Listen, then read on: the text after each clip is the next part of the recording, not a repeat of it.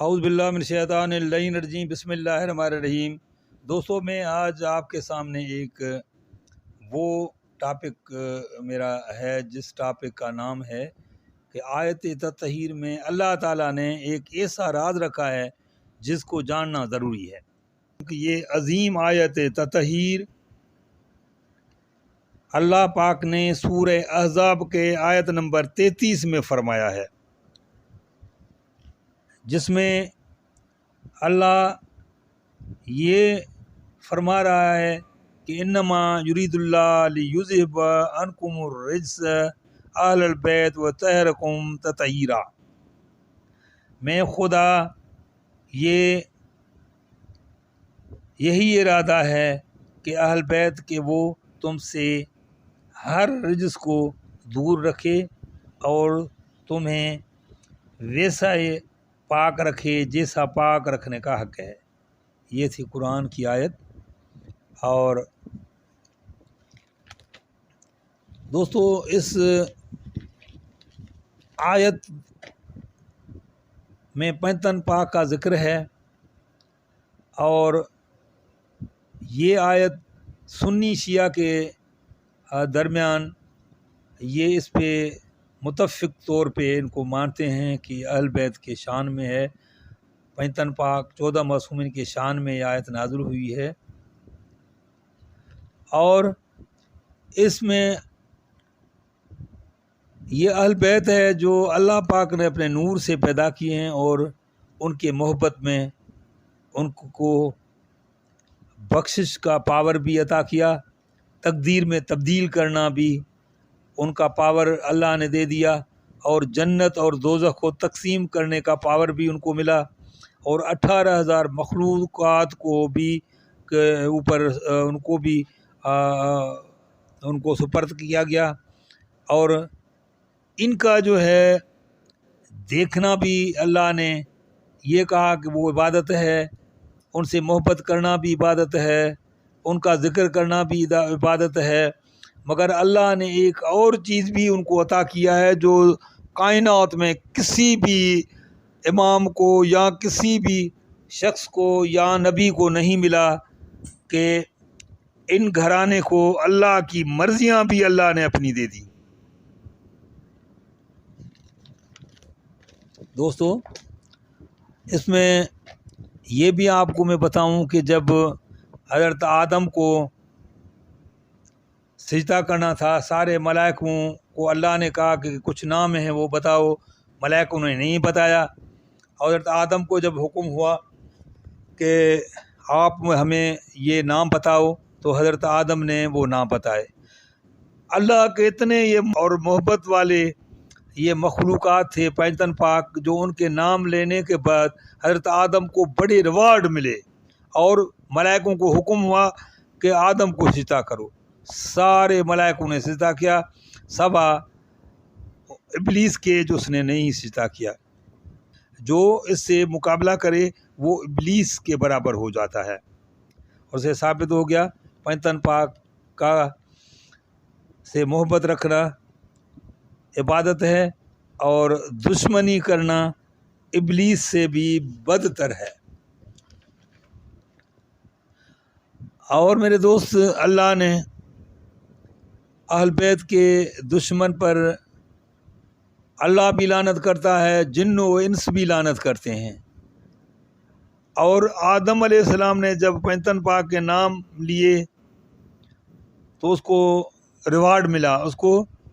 ملائکوں نے سجدہ کیا، سجدے کے بعد ان کو بیوی ملی، بیوی کے بعد ان کو جنت ملی،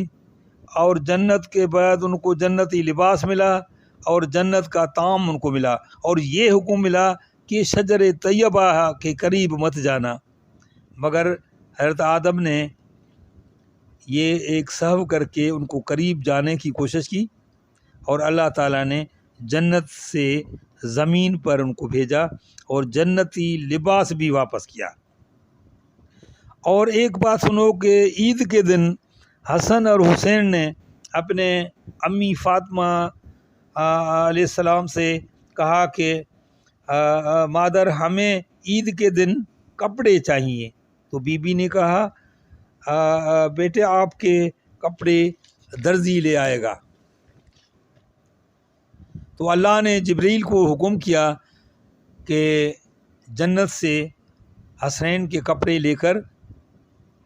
در بطول پہ جاؤ اور ادھر دے کے آؤ۔ اس سے بھی دیکھیں کہ شہزادوں کا لباس جنت سے آ رہا ہے، اور حضرت جبریل در بطول پہ آ کر